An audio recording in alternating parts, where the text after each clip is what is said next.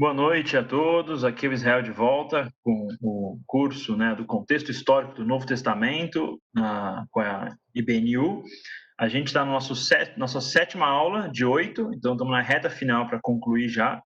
A gente já passou, falou sobre a questão dos gregos, aprofundou bastante até o período da helenização, e a gente tem seguido a trajetória da história de Roma até chegar na transição de república para o império.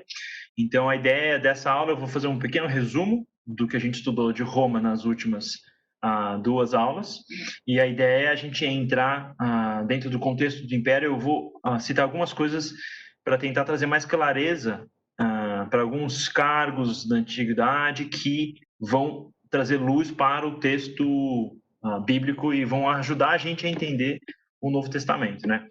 Mas vamos lá direto. A gente, só para retomar, relembrando, um pouquinho que a gente viu, todo esse mundo grego, enfim, vai ser atropelado pela essa civilização romana. Falou, tem a monarquia, tem a república, que depois transforma em império. A gente falou no mapa, que expande, começa na região de Roma e vai expandir, chegar até Jerusalém, chegar até a Judéia. E a gente vai ter a romanização de uma Judéia que já foi helenizada pelos gregos. Um caldeirão cultural que vai ser o ambiente onde o cristianismo vai nascer e o ambiente onde Cristo e os apóstolos vão fazer o início das missões, o início do trabalho deles. Lembrando que tem os cargos dentro do ambiente romano, do Senado, do Conselho dos Magistrados. A gente vai ter aquele conflito contra o patrício e plebeu, isso é importante. Isso vai ser o contexto onde Jesus vai falar sobre a questão até da pobreza, do necessitado e de quem do rico, Quem que é o rico que vai ser difícil ir para o céu? Quem que é o pobre? Dentro desse contexto de desigualdade extrema, de classes muito consolidadas.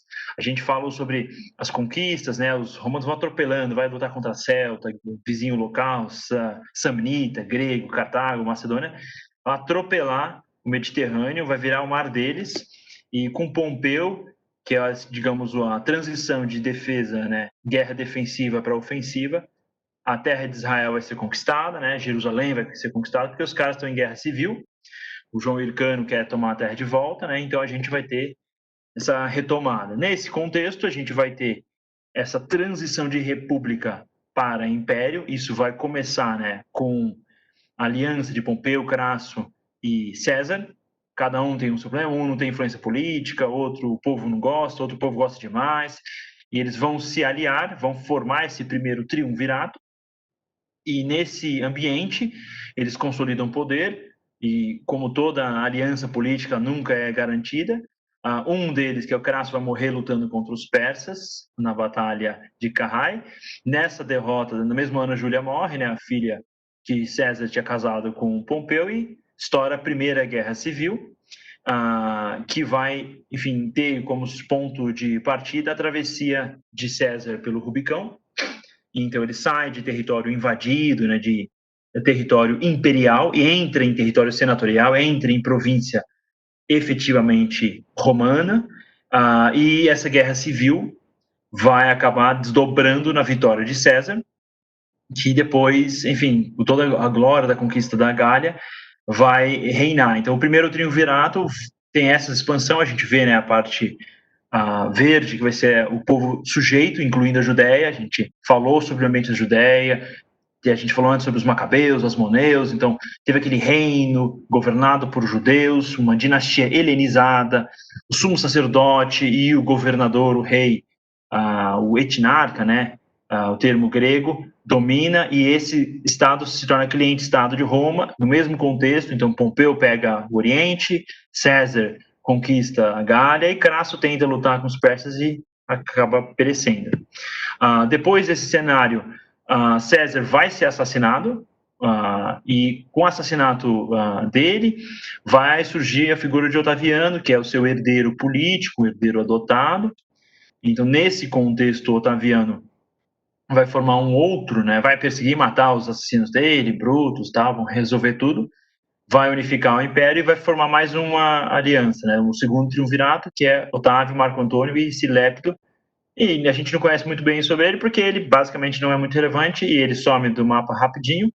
Fica, então, o império dividido entre Marco Antônio e Otávio, famosa o conflito deles, porque é o período de Cleópatra, né, que ela fica no time de Marco Antônio, Otávio vai vencer, e nessa bagunça, nessas guerras civis, nesses triunviratos, vai chegar a consolidação, né, do império na figura de César Augusto, que na prática é o Caio Júlio César Otaviano.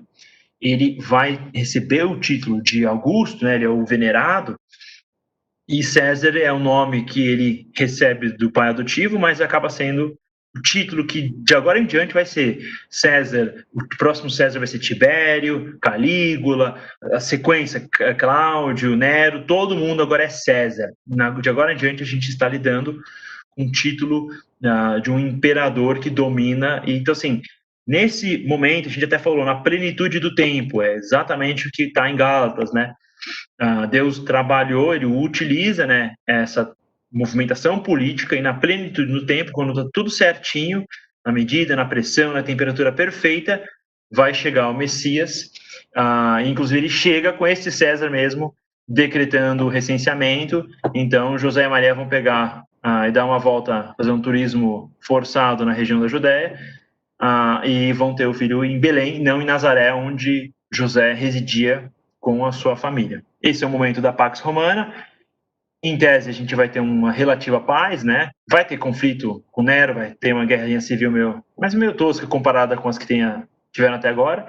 Então, um período de relativa paz, de tranquilidade e crescimento, de desenvolvimento, de consolidação desse Império Romano. Esse mapa aqui eu coloquei, não é da última aula, mas é para a gente ter uma noção, tá? A parte mais vermelha central é mais antiga, é uma expansão defensiva contra Cartago, Macedônia e os gregos, a parte mais rosinha. Daí a consolidação das vitórias de César, Pompeu e Crasso até o ano 44, que é no período do primeiro triunvirato. E daí o amarelo a gente está ano 14, a gente está com o Otávio, o Augustus, né, César Augusto, que vai consolidar a Península Ibérica, consolida a região dos Alpes e vai entrar, por exemplo, na Galácia, na região onde depois vai ter a Carta dos Gálatas, vai meio que consolidar, e a terra de Israel vai ter mudança política, que é um dos temas principais da aula de hoje, né? Qual que é o contexto político que Israel vai estar, a região, quando Jesus nasce. Então, vamos lá. A gente falou sobre engenharia, isso é importante a gente ter essa noção, tá? Para entender o que aconteceu em Israel, é importante a gente saber o que aconteceu em Roma. Então, isso aqui é uma figura de Roma. Obras religiosas gigantescas como o Panteão, o Coliseu, espetáculos, a questão da cultura helênica, né? Exposta para o povo, banhos quentes, estradas bem feitas, aquedutos, levando água onde era necessário. Então, isso foi o marco, a característica, né, a marca do Império Romano. Se tem o romano no lugar, vai ter engenharia de qualidade, vai ter a presença do exército romano. Então a gente vai chegar na figura do Herodes o Grande. Herodes é um nome complicado. Você lê o Novo Testamento, você vai ver um monte de Herodes. Então é confuso a princípio, porque a maior parte dos Herodes que vocês verem no Novo Testamento não é o Herodes o Grande. Basicamente ele não está no Novo Testamento. Mas o Herodes ele vai criar o ambiente do reino da Judéia, da província da Judéia, que é um ambiente que vai gerar toda a atenção. Por exemplo, Jesus vai ser chamado Rei dos Judeus. Em que contexto? Tinha um rei dos judeus, tem um conflito, tem uma instabilidade política. Esse Herodes é importante a gente conhecer a vida dele, porque ele vai gerar uma dinastia herodiana, vai ter uma penca de descendente. O cara teve 10 esposas, então sim, vai ter muito descendente. Tudo bem que ele matou uma penca de filho também, mas esse Herodes o Grande vai criar esses Herodes, esses filhos, né, que vão ter o mesmo nome, e eles vão aparecer na Bíblia fazendo coisas diferentes, só para a gente não achar que é o mesmo cara que durou 150 anos. Então vamos para o primeiro Herodes, porque ele realmente impacta o texto. Ele nasce em 74 a.C., vai morrer basicamente quando Jesus nasce, que, engraçado, Jesus nasceu antes de Cristo, é muito legal isso, errinho do calendário. Então ele vai ser filho do Antípatro, o Idumeu, a gente falou sobre ele no período dos Macabeus, né? E uma mãe da Matéia. A gente falou sobre os Nabateus, a região meio que do sul, perto da Península Arábica, Petra, né, é a capital deles. Na Guerra Civil dos Macabeus, eles vão buscar refúgio, vai ter exército naquela região. Então, Antípatro ele vai ser oficial de João Hircano, que é o final da dinastia dos Asmoneus, e ele vai acabar herdando essa dinastia como governador da Judéia nessa transição da bagunça que estava rolando com Roma, nessa questão dos triunviratos, essas guerras civis, nesse caos, Antípatro ele herda esse reino. E quando ele herda, ele já bota o filho dele, que é esse tal de Herodes, jovem, 25 anos, e ele assim, você vai governar uma região meio inútil, a gente falou sobre isso, que é a Galileia. Daí Antípatro vai ser assassinado, basicamente um ano depois, é muito próximo com o assassinato de César, né? Júlio César, e Herodes vai suceder ele, enfim, o pai dele como governador. Não era para suceder, não tinha uma dinastia, foi um pouco rolo, mas isso mostra que Herodes já é uma figura de autoridade que vai ser um contraste muito forte com a proposta de Jesus. É uma figura que já vai desejar o poder e vai tomar ele para ele mesmo. Nesse contexto da Guerra Civil, o Herodes ele vai apoiar Otávio e Marco Antônio e os dois vão vencer. Então ele se dá bem. Nessa transição, né, que ele apoia os dois, vai acontecer uma segunda coisa. Ele vai estar, Marco Antônio, que é digamos, o brother, né, de Herodes em Roma, eles são amigos, estão aliados, fechou, Herodes está sossegado. Daí vai rolar uma bagunça na Judéia. Antígono, que é filho do aquele Aristóbulo II, lembra? Aristóbulo era um outro time, tinha dois times dos Asmoneus. O João Hircano é o time mais dos fariseus, Aristóbulo é mais varzeado, é o cara mais helenizado. Esse Aristóbulo vai ter então seu descendente, que é o Antígono, que é mais alinhado com o antigo império dos Seleucidas, que perdeu relevância porque foi derrotado pelos romanos e vira a região da Pérsia. Nesse período a gente está já com o Império Parta. Os partos são os caras que derrotaram Crasso, lembra? É um dos três do Triunvirato. Então, nesse contexto, esse Aristóbulo ele vai tirar o Herodes vai fugir e ele vai dominar a região da Judéia por 3 anos, basicamente. É pouco tempo, mas assim, reta final da República, tá uma confusão e Herodes vai fugir para Roma. Então ele vai ver tudo que a gente viu aqui sobre a engenharia romana, a cultura, o poder, assim, a magnitude desse império. Herodes vai observar isso na sua juventude. Nesse cenário, ele vai falar assim, cara, vai chegar para Roma e falar, olha, eu sou seu homem, vocês têm que me colocar lá, eu vou manter a Judéia sujeita a Roma e não aos persas.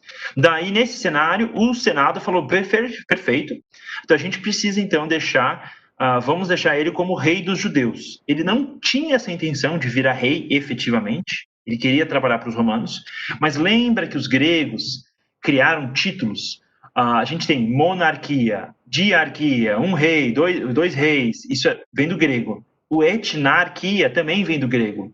E etnia, a ideia é que você vai governar uma etnia, então você vai ser rei da etnia dos judeus. Daí que vem esse termo e daí que vem o contexto, porque quando Jesus vai ser chamado, ele vai ser rei dos judeus, é uma afronta direta ao título que o Senado já tinha oferecido para Herodes.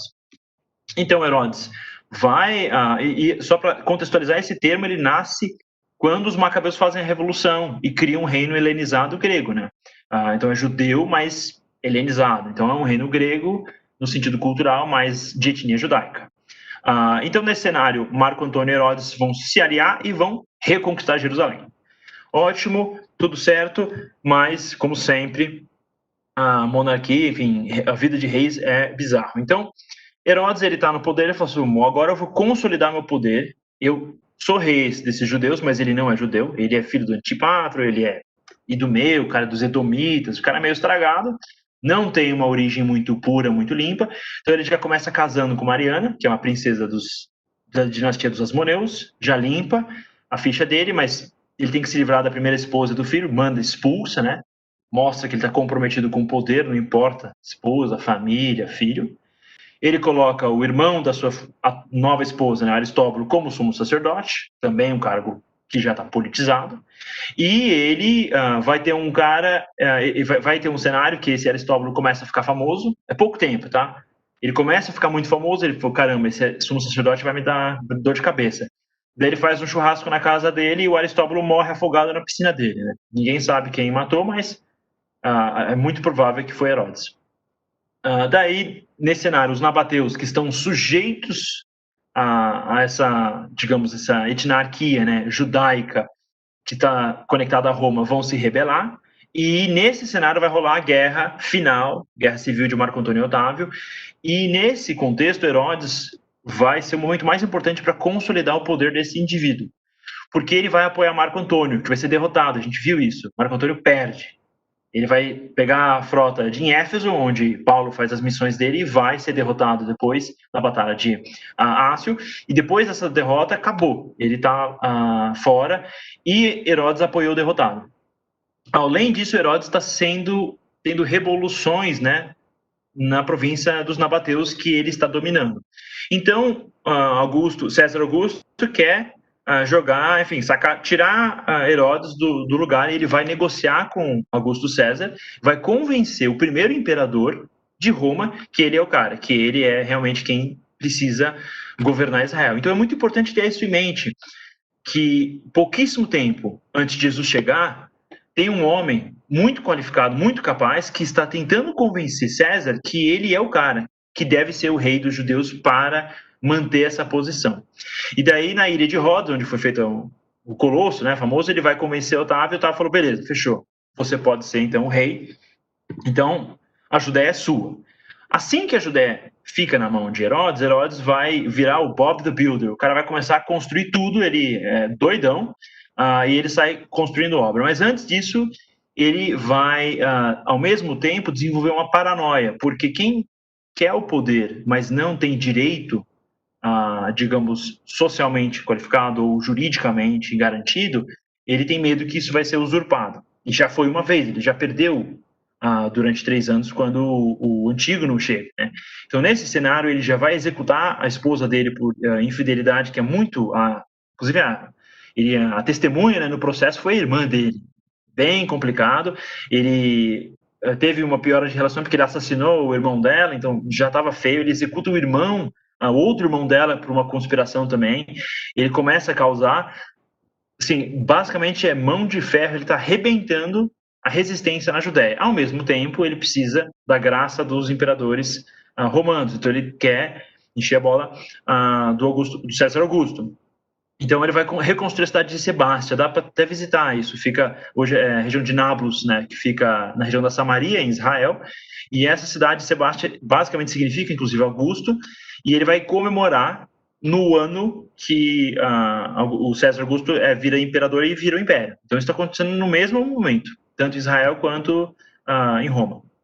Ele vai reduzir os impostos, vai fazer o Bolsa Herodes, né, distribuir pão, trigo para o povo vão apoiar ele, e ele vai começar a fazer construções muito, muito interessantes. Então, ele vai construir o Herodion, o Heródio, né, que é uma baita de um palácio, fortaleza, vai ter aqueduto, vai trazer água, vai ter toda essa questão romana, e ele vai vai construir algumas obras que, se você visita a terra de Israel hoje, imediatamente vai conectar. Caramba, todas essas obras muito impressionantes foram feitas exatamente antes de Cristo chegar. Então, isso é muito interessante. Quais obras são essas, né? Vou falar sobre algumas das principais. Uma das que marca muito, né, a história é a Cesareia Marítima. Então, novamente, eu quero que o César me mantenha no poder, né? Então, eu vou fazer a cidade de César. Se Alexandre queria construir Alexandrias, César vai querer fazer Cesareias. Então, tem um monte de Cesareia. Não precisa confundir, né? Tem Cesareia de Filipe, tem Cesareia, uma penca de Cesareia, né? Que até Paulo, nas viagens missionárias, vai para outras Cesareias, no meio da Turquia. Essa Cesareia vai ser feita mais ou menos no ano 22, vai ser inaugurada só depois, por volta do ano 9. Essa cidade ela é muito importante, muito interessante, porque ela mostra uma transição. A primeira coisa que acontece é que a tecnologia romana do concreto vai ser utilizada em Israel para construir um baita de um porto artificial, uma tecnologia super avançada. Então, é uma cidade artificial, mas ela vai virar a capital administrativa da província da Judéia. Então, Jerusalém vai ser o centro associado à tradição antiga, os asmoneus, macabeus, mas a administração romana vão fazer ela de Cesareia Marítima, porque fica do lado do mar, perto da Via Maris, da avenida que conectava, né, o Tigres e Eufrates ao Egito. E dentro desse ambiente, a gente vai ter uma descoberta arqueológica muito legal, muito importante para a gente conhecer, que é a placa de Pilatos. Porque nesse ambiente de estudar a história da Bíblia, até recentemente, tinha muito questionamento. Caramba, isso é tudo história, a Bíblia aceita qualquer coisa, é papel, não tem problema, é religião, isso é questão de opinião. Não quer dizer que aconteceu de verdade. Então foi interessante porque no período do Iluminismo tinha afirmações, caramba, todo o processo de Jesus é tudo bobagem, isso não aconteceu. E em Cesareia Marítima eles encontraram essa placa de Pilatos, que ela é uma placa literalmente que está escrito em latim, né? Que ela é da época do segundo imperador de Tibério, né? E nesse período, no reino de Tibério, Pôncio Pilatos vai se transformar o prefeito, o governador, né? Então, para efectos Judeia, né? Ele vira o prefeito da Judeia, exatamente no período que está associado a Cristo. Então, foi uma descoberta sensacional para a arqueologia associada à história do Novo Testamento. Então, é muito legal, dá para ver isso até no museu. E Cesareia Marítima, quais são as características da cidade que vão remeter a Roma, para conectar, né? Herodes foi para Roma, ele trouxe Roma para a Judéia. Então, a Judéia, onde Cristo nasce, é uma Judéia bem romanizada. Essa é a cidade. Baita de um teatro, tem o hipódromo, aqui embaixo está mais difícil de ver, mas esse aqui é um hipódromo. Os circos máximos, né, o circo máximo que foi feito em Roma no período da monarquia. A gente tem aqueduto, colunas. Aqui é difícil de ver nessa imagem, talvez vocês consigam ver. Estou colocando uma coisa vermelha do lado aqui. Esse é onde ficava o palácio. Tinha uma piscina, beira-mar. Então, o foco de Herodes era ter uma vida maravilhosa. Esse cara realmente queria ter poder na pancada, no domínio, e ele conquistou. E isso é fruto da obra que ele faz. Então, é uma construção, uma cidade muito grande, e é uma cidade que Paulo vai ser preso. Quando ele vai ser enviado depois para Roma, ele vai passar um tempo preso, inclusive em Cesareia Marítima. Que outra construção está associada a Herodes? Vai ser Massada. Massada não está associada ao Novo Testamento diretamente, mas um pouquinho depois, na verdade, é no final do Novo Testamento, né? Antes por exemplo, do Apocalipse. Porque no ano 70, quando vai ser destruído o templo, na guerra judaico-romana, durante essas guerras, os judeus fugiram. E essa é uma fortaleza gigantesca, que já era anterior, mas Herodes vai fortificar ela, fazer palácio, enfim, fica no meio do deserto, perto do Mar Morto.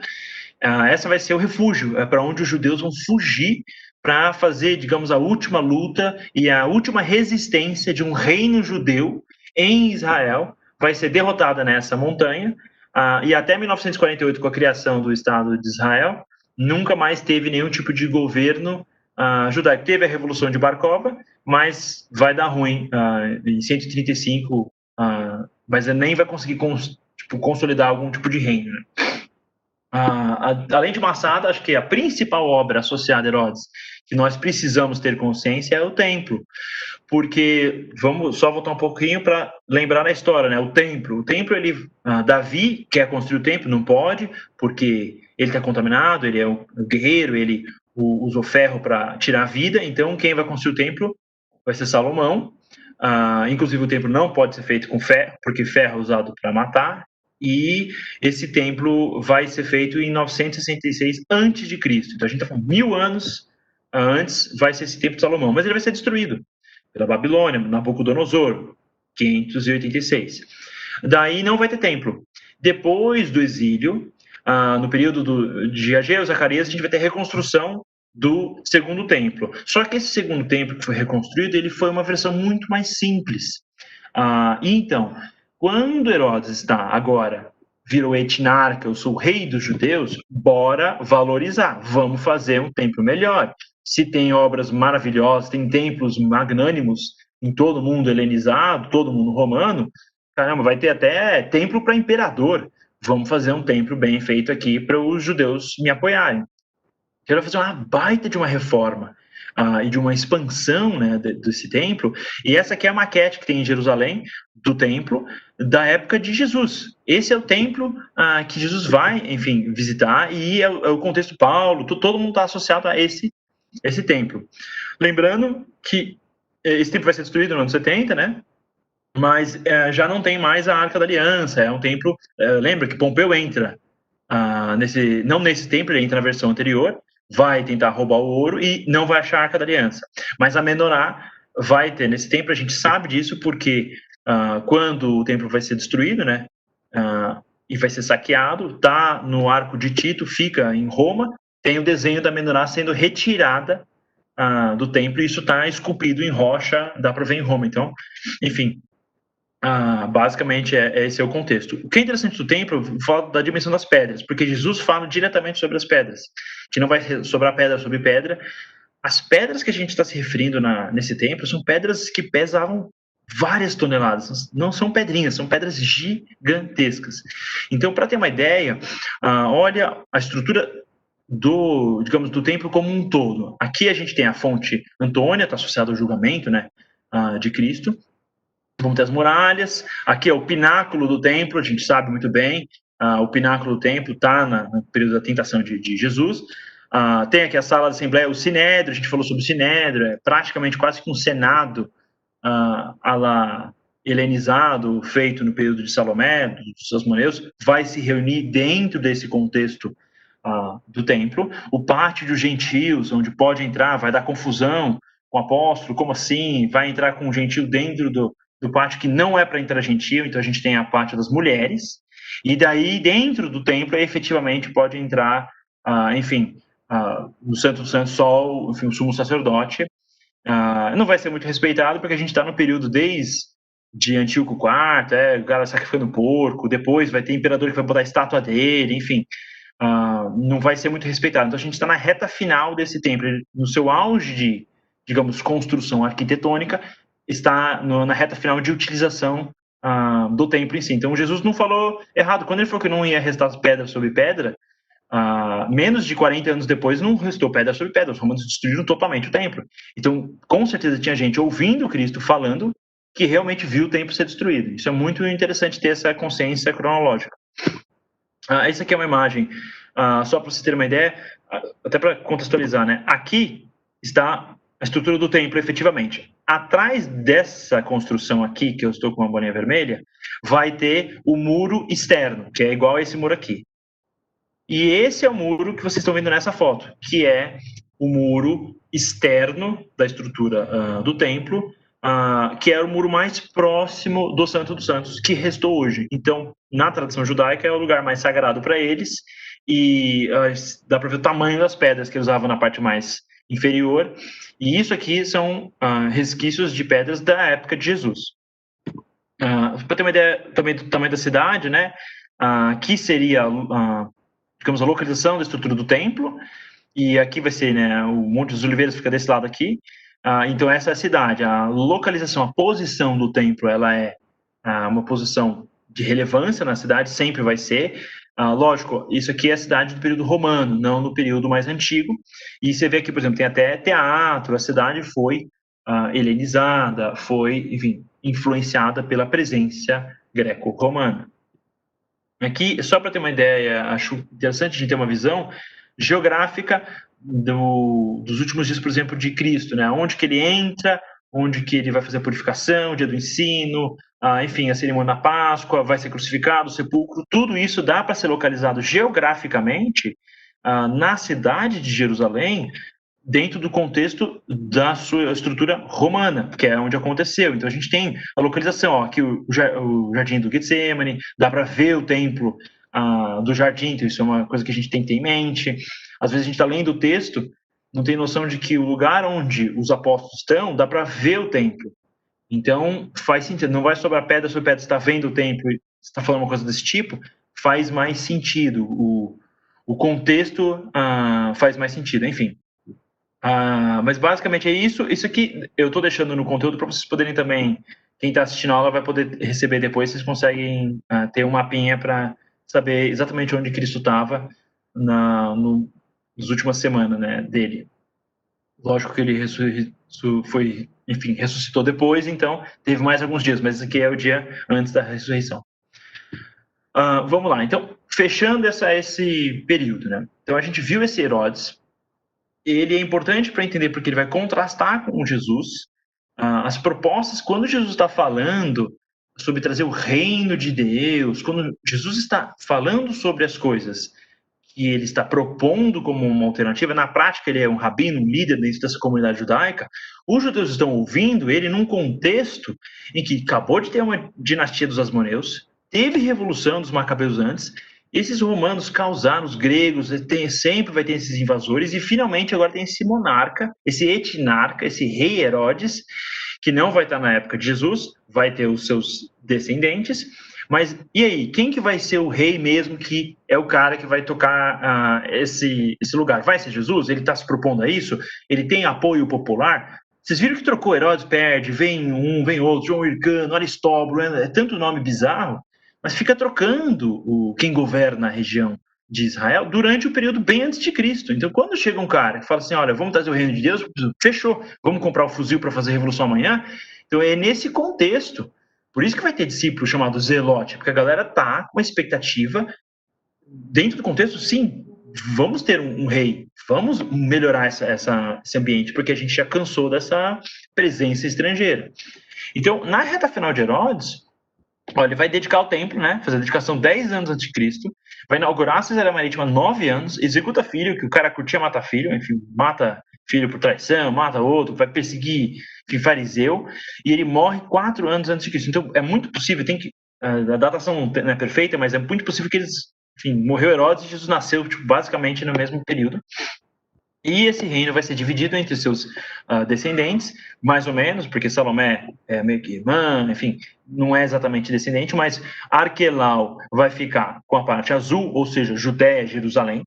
Inclusive, José, quando Arquelau fica nessa região, ele sabia, José fala, caramba, esse Arquelau, ele é um cara zoado, ele é igual o pai dele, Herodes o Grande, ele não era um cara muito bom para... Então José vai querer morar em outra região, vamos ficar lá em Nazaré, porque Nazaré está com Herodes Antipas, né? Vai ficar nessa região roxa aqui, uma parte que do outro lado do Jordão, que hoje é Jordânia.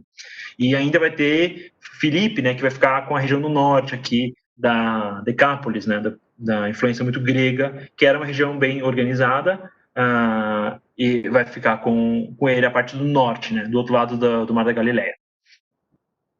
Enfim, e vai ter mais um reinozinho menor que fica associado a Salomé. Mas essa divisão, o que importa na prática são os dois Herodes, Arquelau e Antipas, que vão ter essa presença mais forte. E nesse contexto é que Cristo nasce, e é nesse contexto onde Augusto é César, vamos fazer o censo, vamos organizar as coisas, e vai, digamos, startar esse processo da história da salvação na terra de Israel. Para a gente ter uma ideia, eu não vou entrar em todos os Herodes para vocês não ficarem com dor de cabeça, mas isso aqui é uma forma de a gente ter uma visão geral, tá? Essa é a casa de Herodes. Eu não estou colocando todo mundo, porque esse cara teve 5 esposas oficiais, 5 esposas não oficiais, é uma bagunça. Sério, 3 páginas a família, a linha efetiva de Herodes o Grande. Mas para a gente ter uma noção dos Herodes que tem na Bíblia, então, Herodes o Grande, eu tô colocando aqui, tem os textos, né, bíblicos associados a cada Herodes, para ter uma ideia. Então, Arquelau vai ser etnarca, no texto, então, de Mateus 2, 19 a 23, José não vai querer ir para Nazaré, porque Arquelau está dominando Jerusalém. A gente tem o Antipas, que é associado a João Batista, Salomé, que está associado, vai querer a cabeça de João Batista. Vai ter o Herodes Agripa, o primeiro, esse aqui está se achando o máximo, em Atos 12, Deus vai, enfim, ele vai ser morto, ele vai ser comido pelos bichos lá. Inclusive, esse caso é engraçado. Isso é a história que a gente tem na Bíblia. Só que se você pega um historiador que nem o Joséfo, que é uma fonte muito, enfim, a fonte extremamente histórica daquela região naquela época, ele mesmo vai falar que Herodes Agripa também morreu numa situação complicada, enfim, doente. Então é interessante saber que Herodes é qual e o que aconteceu. E esse Herodes Agripa II é que está associado a Paulo, que fala que Herodes, caramba, podia até liberar ele, mas ele apelou a César, então eu não posso mais julgar ele tem que ir para a segunda instância, no caso para a última instância. Então são esses Herodes diferentes dentro do contexto. E por que tem tanto Herodes? Porque esse Herodes o Grande fez esse reino que durou muito tempo e construiu muitas coisas e consolidou o poder da família dele. Então, dentro do contexto, enfim, da presença judaica, que vai basicamente ser muito fragilizada na reta final e até o ano 70 não vai ter mais, Então, desde que Jesus nasce até o fim, enfim, da presença judaica como, digamos, estrutura governante dentro da Judéia, é só a família herodiana, basicamente, que reina. Então, isso que vocês podem depois consultar, os textos, mas o que vai acontecer, então, com a Judéia? Arquelau, que está governando a Judéia dentro desse início de transição, vai ser removido por Roma de primeiro, então só vai ter presença herodiana em outras regiões, como, por exemplo, na Galileia, e a base, a operação, a sede da operação da província da Judéia vai ficar na mão de Roma. E de que forma? Primeiro período, de 6 até 41, que é o período basicamente do ministério de Jesus e, enfim, que ele é crucificado e vai ser, enfim, ressuscitar, é o período dos praefectos, que são governantes de regiões. Então, Pôncio Pilato, família patrícia romana, o cara trabalhou na Espanha, enfim, era um cara que estava seguindo carreira. Ficou na Judéia durante um período de 10 anos, mais ou menos. Ele é o período desses prefectos. Depois desse período, vai ter um período curto de conflito. Esse Herodes Agripa vai estar associado ao César que muda, período de Calígula, uma bagunça em Roma. E vai ter um breve período de reino da Judéia, e daí vai chegar o período dos procuradores, de 44 a 70. Daí, nesse período, vai meio que rolar uma tensão, vai rolar uma guerra civil. Que é quando rola a guerra civil, o pessoal entra pesado, Vespasiano, enfim, Tito, vai arrebentar de vez o povo de Israel, vai destruir o templo, e a partir desse momento a gente vai ter o legatus como figura de governante. E o legatus é um cargo militar, é literalmente um general, para mostrar que mudou de governo civil para governo militar. Israel vira ditadura militar a partir desse momento. E nessa transição, ninguém curte ditadura, enfim, militar, especialmente de um povo estrangeiro. E dessemente o Simão Bar-Kokhba, né, Bar Kokhba, esse cara vai falar: eu vou ser o Messias. Eu sou o Messias, eu sou aqui, eu vou trazer a linhagem de Davi, deixa que eu crio o reino. E isso é um momento interessante, é pouco estudado pela gente, mas isso vai gerar uma baita de uma dor de cabeça, porque nesse momento, todo mundo que já seguia Cristo e falava: caramba, eu já sei, eu já estou com aliança, Jesus foi o Messias. Quando o Bar Kokhba fala: eu sou o Messias, você fala assim: não, você não pode ser. A gente já tem Messias, a gente já está tudo bem. Então vai criar uma cisão. Quem era judeu e não tinha, enfim, se alinhado com Cristo, e acabou alinhando com o Bar Kokhba, acabou criando uma cisão, porque eles vão ser derrotados nessa tentativa e vai depois criar uma separação amarga entre os cristãos e os judeus. Isso vai desdobrar em perseguição dos judeus por parte dos cristãos quando eles se consolidam e deixam de ser perseguidos pelo Império Romano. Então isso é interessante, que esse foi um momento histórico muito forte que criou essa divisão. Eu vou entrar um pouco sobre a parte militar romana, porque eu falei tanto sobre guerra e sobre conflito, e a Bíblia menciona cargos militares. Eu acho que é interessante a gente ter um pouco essa noção. Então, vamos entrar... Assim, a ideia é só ter um panorama geral, não quero entrar em coisas muito detalhadas, mas acho que 3 pontos que eu quero que a gente consiga lembrar e conectar bem, associado ao período romano militar. Primeiro, lembrando, né, tinha o exército antigo, que tinha o triário, o príncipe, o rastate, tinha aquelas tropas específicas, tinha todo um modelo de manípula que era 120 soldados, eles tinham desdobrado do falange grego, tinha toda uma tecnologia que foi descartada por Caio Mário, aquele confuso lá, teve briga com Sula, foi bem antes, né, de Júlio César, e ele vai reformar o exército. A reforma dele vai ter efeitos sociais, enfim, econômicos, civis, políticos, vai mudar a Roma para sempre. Só tem império por causa dessa reforma militar. Uma das coisas mais importantes foi que o exército deixou de ser associado à família, à dinastia, enfim, à família do Senado, e o soldado fazia o sacramento, né, fazia um juramento, que era um ritual religioso, ao imperador.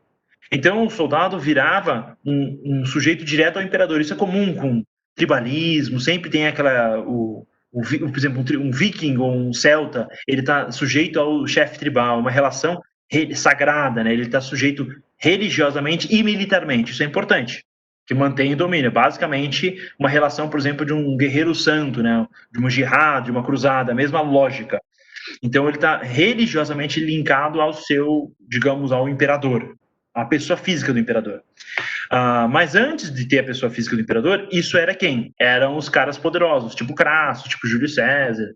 Enfim, a segunda coisa que ele faz, que eu acho que é a coisa mais importante que foi feita nas reformas, é que o soldado ele tinha que ser uma pessoa de posses, com terra e com o mínimo de, digamos, recurso para fornecer seu próprio armamento. E a carreira militar, nesse momento, ela vai virar carreira militar profissional. Basicamente, o cara vira funcionário público. Então, a base de todos os exércitos que existem hoje é essa reforma. Então, nesse momento, qualquer pessoa pode virar, o povão, plebeu, proletariado, todo mundo pode virar, enfim, soldado, e você ganha a armadura do exército, fornecida pelo Estado, que vai virar conscrição no mundo todo, vai ser assim até hoje, e você vai receber um salário fixo durante todo o seu período, tem uma previsão, a ideia é você servir 25 anos, mas até 10 tinha gente que parava, e se você cumprisse os 25 anos, você ganhava terras. Então, lembrando aquela lógica do agricultor, pai de família, guerreiro. Então, todo mundo quer ter terra porque é o único jeito de produzir riqueza numa sociedade agrícola. Digamos, era basicamente o mundo todo era assim até a Revolução Industrial. E então, esse é o contexto. Outra coisa interessante é que a gente não sabe muito disso, mas no contexto das guerras de Cartago e tal, tinha estandarte de todo tipo de animal. Tinha do touro, tinha vários bichos nos estandartes, era uma confusão. E foi essa reforma que falou, olha, vamos ter um estandarte, que vai ser o da Áquila, que significa águia. E essa águia vai estar no brasão de países, de impérios, para o resto da história. Então, a Peng de Império usa a águia e vem desse berço, dessa origem, dessa transição onde a águia virou símbolo, o logo, digamos, do exército principal romano. Então, os animais são uma referência de conexão, naturalmente, porque eles vão acabar usando estratégia. Então, aqui tem até o exército marchando, mas essa formação aqui embaixo que eu estou mostrando, ela é chamada testudo. E ela vai ajudar a gente, por incrível que pareça, ajuda a gente a entender um versículo bíblico até. Porque o testudo literalmente significa a tartaruga, né, em latim, que nem a áquila, enfim, eles usam termos de animais. E a tartaruga, ela se protege basicamente se escondendo dentro de uma armadura. Então esse é o tipo blindado do Império Romano. E para que serve essa formação? Para você não morrer tomando flechada. E ela só é possível com esse escudo específico romano. Então isso é uma coisa interessante. Os romanos eles inovam em administração militar e em tecnologia efetivamente militar. Para ter uma ideia, por exemplo, você tem aqui a Gladius, né, que é a espada romana. Eles vão pegar essa espada do meio da Espanha, os celtiberianos, um povo celta que vivia lá, eles inventam essa espada, eles copiam. Os romanos, eles copiavam tudo que eles viam que funcionava, cultura, religião, metodologia. E no final, os caras vão até adotar o cristianismo como a religião oficial do Estado. Então, é uma esponja que cresce e vai copiando tudo que funciona. Mas por que isso importa para a gente? Vamos lá. A gente vê sobre o centurião. Tem um centurião na Bíblia. O que é um centurião na prática? Porque ele é um cara super importante dentro do contexto militar romano, particularmente na Judéia, que é uma província que é fronteira com o inimigo, do lado dos persas. Rolou até tentativa de sujeição aos persas. Toda província na extremidade bota soldado, vai ter que ser militarizado. Como funciona esse exército? Quando o Mário faz as reformas, ele vai criar uma coisa proporcional. Então, o grupo unitário do exército é um grupo de 10 soldados, onde 8 são legionários e 2 são não combatentes. Escravo, enfim, era um auxiliar que ajudava e não lutava. A partir desses grupinhos de 10, que é o contubérnio, que é governado pelo decanos, o chefe de 10, basicamente, que até hoje decano de faculdade, enfim. Mas esse indivíduo, ele era pouco relevante, porque ele era de uma tenda, basicamente. Eles vão ter uma tenda para dormir todo mundo e ele organizava esse grupinho. O centurião vai ser responsável por 10, ele está sobre 10 decanos, 10 times de contubérnio.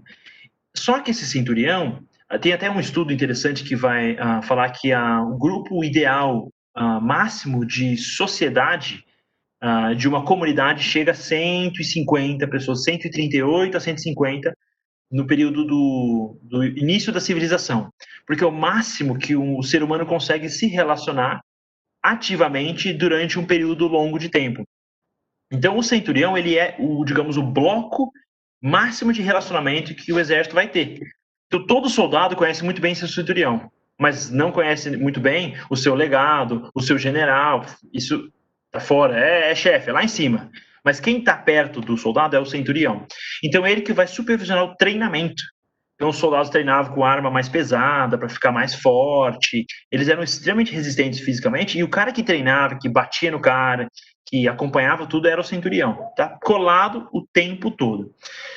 E o centurião, ele também fazia parte da gestão. Por quê? Porque acima da centuriai tem o coorte, que é um time de 6 centuriões, 600 soldados. Quem que governa esse time? Não tem um cara que governa. Ou é o chefe centurião, mas mais provavelmente era feito pelo conselho dos centuriões.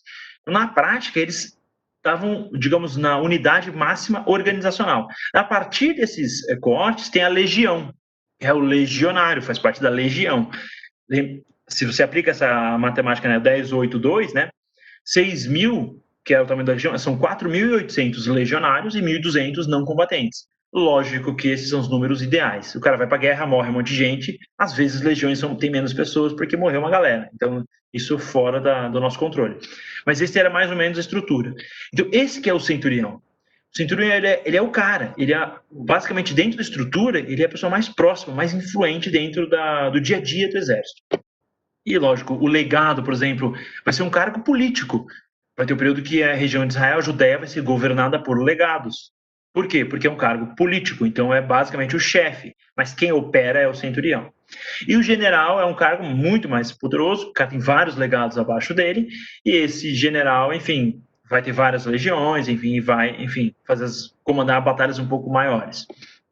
Também tem os auxiliares, que é um estrangeiro, isso até de onde vem dos Estados Unidos, o estrangeiro que quer servir o exército, ele vira cidadão, mesma lógica. O cara é de Pontos, o cara é da Gália, ele quer servir como cavaleiro, como arqueiro, com uma especialidade daquele país. Tinha um slot livre para esses auxiliares e fazia 25 anos de serviço, o cara virava cidadão romano, ele e a família toda. E, por último, você tem a cavalaria, que sempre vai estar associada a pessoas mais ricas e poderosas. Então, quando você tem um acampamento militar romano, você tem o praefectus castrorum, né, que é o prefeito, né, o gestor administrativo do acampamento. E está associado à cavalaria. Então, tem toda uma organização militar. Então, a presença militar está muito forte na Judéia durante o período do Novo Testamento. Daí vai fazer sentido. Uma coisa que talvez hoje, se a gente lê esse texto, faz nenhum sentido, porque não tem nenhuma conexão com o nosso dia a dia. Mas uma das coisas que essa reforma fez é o que eles falaram, mudança de logística. Porque qual é o maior problema de guerra? Você tem os soldados, mas você tem que alimentar o soldado. Tem que ter cobertor para soldado, tem que ter cama, tem que ter trigo, tem que ter um monte de coisa. E daí essa estrutura logística fica andando atrás do exército. E daí, se eu quero destruir o exército, eu destruo a logística deles. O que o Mário fez? Os soldados vão carregar toda essa logística. E eles que se livrem. É 25 a 44 quilos. Eles que, fica forte, aguenta aí, vai marchar 30 quilômetros por mês. E fechou. Aguenta o tranco. Então, em esse ambiente, essa marcha é treinamento, tá? Carregando todo esse peso. Então, essa mudança fez com que o pessoal chamava os soldados de mulas de Mário. E nesse contexto surgiu uma lei que um oficial, tipo um centurião, um decano, um cara que era um pouco mais, digamos, de pedigree no exército, fala assim, olha, eu não preciso carregar isso toda hora, né? Eu sou chefe. Então, uma lei que permitia que um oficial militar falasse para qualquer pessoa, olha, eu estou cansado, você vai carregar isso aqui. Mas por quanto tempo? Porque você vai matar o civil, porque é muito pesado. Por 1 milha romana, né? E daí vai fazer sentido aquele versículo. Se alguém forçar a caminhar 1 milha, vá com ele 2. Tinha uma legislação que abertamente permitia que o oficial forçasse um indivíduo a fazer isso. Então é interessante ter esse contexto.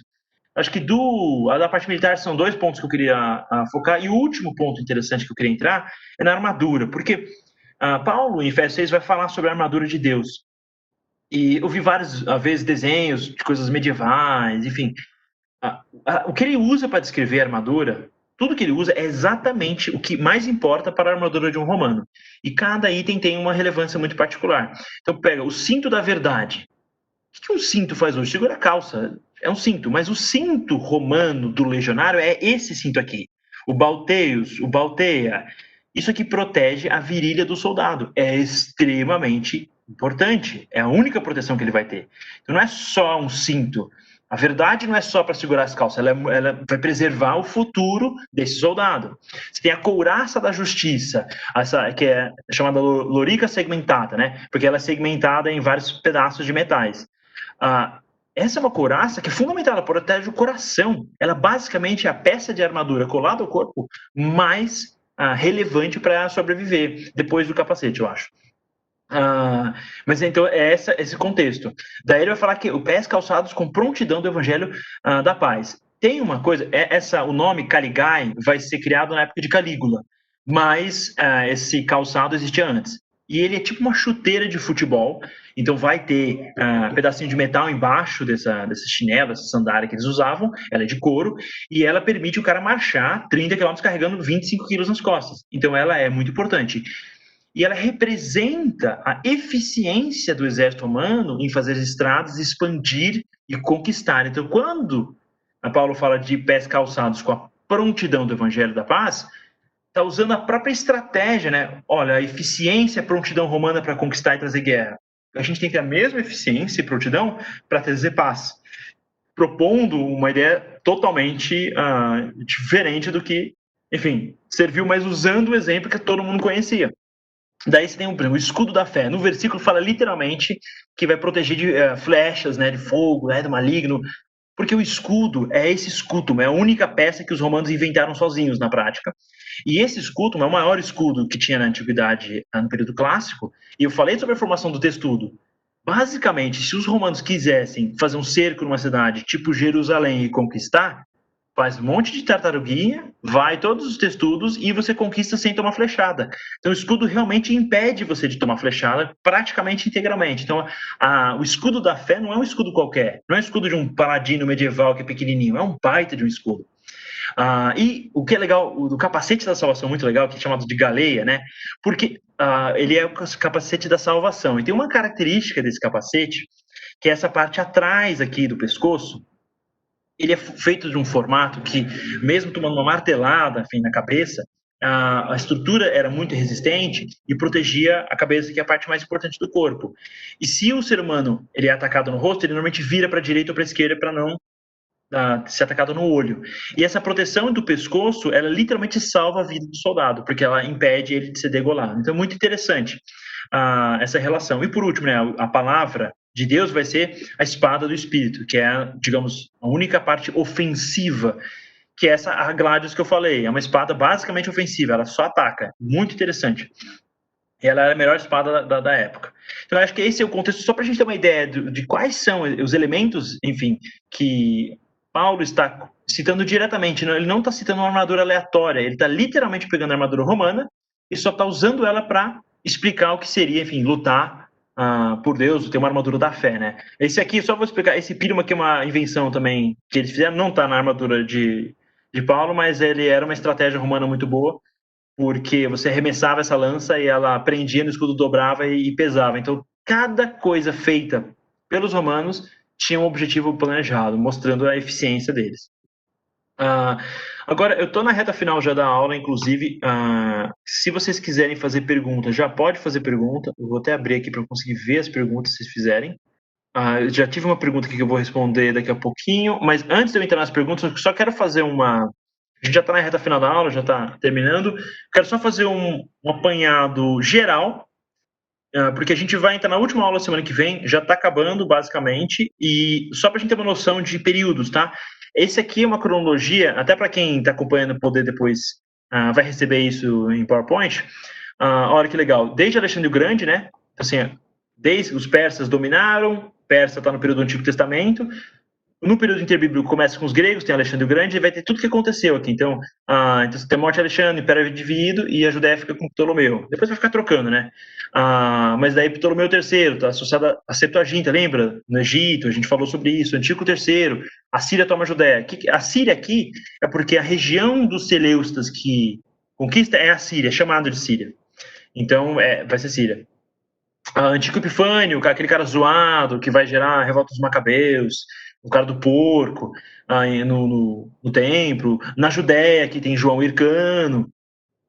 que vai fazer, enfim, a conquista da Idumeia, Samaria, tudo isso aqui antes de Cristo. A gente tem 65, Júlio César, conquista da Judéia vai ser com Pompeu, Hircano vai ser o rei fantoche dele, Pompeu entra no templo, tem toda aquela bagunça.